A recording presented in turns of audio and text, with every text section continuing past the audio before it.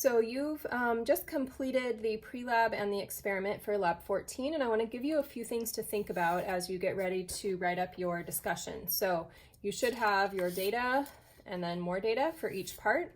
You don't want to write on this as I am now, but write this on your own paper. So we're going to look at some of the data that you might have gotten in the experiment, and I'm going to graph it to help us think a little bit about what was happening in our experiment. So again, this is very qualitative, meaning we're looking at qualities, not quantities or numbers, but it will start to give us an idea of how enzymes work at different conditions. So in the first part here, we're looking at how did pH affect catalase activity. And so I'm going to put pH on the x-axis because that was what we were controlling. And then the thing that we observed, our dependent variable, was bubbles, or that was how we measured our enzyme activity. So we worked at a few different pHs. We had a solution that was around a pH of 1, pH of 7, and pH maybe of 13. And you probably saw that maybe there was a little bit of activity, a little bit of bubbling at pH 1. There was a whole lot of bubbles at pH 7, and then basically nothing. This bottom one just was kind of dark yellow and just kind of sat there. So if I take this and I kind of connect the dots and graph it, I can see I'm going to go up and then I'm going to come down. And so from this, we can make a statement about how active our enzyme was at different pHs. And I hope you're able to see as you look at this that there was a point where the enzyme was the most active. And at least based on the data that we have, we're not sure what it would have done at, say, 4 over here or 8, but this is where, from our data, this was our most active enzyme. And that tells me a word that I can use for this is that this would be the optimum pH for this enzyme. Now, this enzyme acts in our cells throughout our body, so those cells are not super acidic like our stomach or super basic like they might be in your digestive system.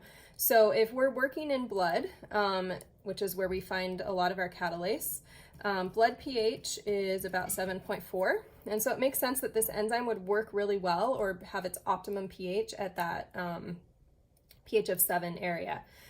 You'll want to think about what might have happened at pH 1 and 13.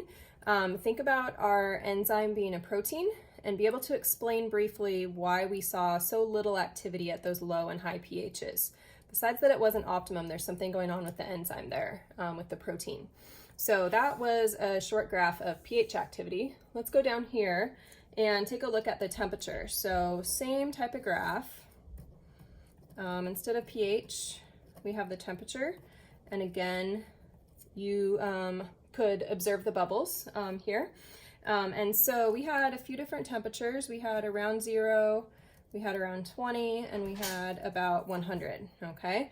You probably saw a fair amount of bubbles at 0 and about the same, maybe a little bit more at 20, and then basically no bubbles at 100 here, so kind of like the 13 up here, we didn't see much.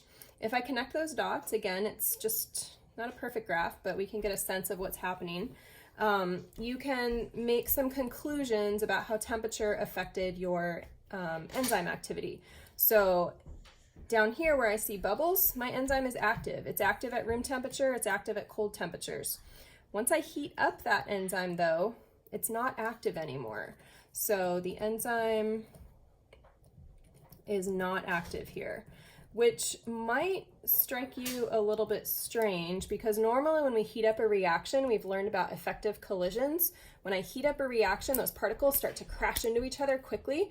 Otherwise, at cold temperatures, they're just crashing kind of slowly. So we normally expect our reactions to go faster at high temperatures, and yet it didn't here. Our catalyst wasn't working, so you need to address that when you talk about how temperature affected our enzyme activity and why. And again, you can see we have most of our activity here, but make sure that you address why we didn't see activity down here at this 100 degrees. Finally, if we look at the last two questions here, we want to look at the effect of substrate concentration. And so if I can kind of graph that, graphs are really awesome for helping us think about our data. Here's my bubbles. So we had almost 0. We had that 0.03%. we had 1%, and then we had 3%, okay? And this scale is not to scale here, but we saw almost no bubbles here where I had a very low concentration, and then as the concentration went up I saw more, and then as the concentration went up even more I had the largest amount of bubbles with that 3% solution. So if I connect these, I can see that as my concentration is increasing, my activity is increasing. Now at some point you're going to max out your enzyme ability to catalyze. And so what you're going to see is this will go up, but at some point it'll level out. And this is enzymes working as hard as they can possibly work. And so that's a feature that we see with enzymes is, yes, they can work harder and harder for you until every single enzyme is working hard. So you will want to be able to summarize what we're seeing here when you talk about the effect of substrate concentration.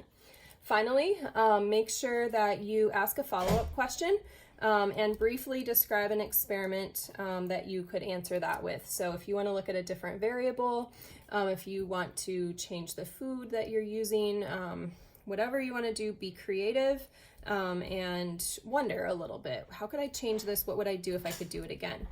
You don't need to take care of the pre-lab questions, but you do need to write using, as always, you're making a claim and then using evidence from your data. Make sure that you have specifics, like here, specific pH values and observations, and then also explain those observations as you go. So make your claim, this is the effective pH, give specific data, and then explain why that data makes sense.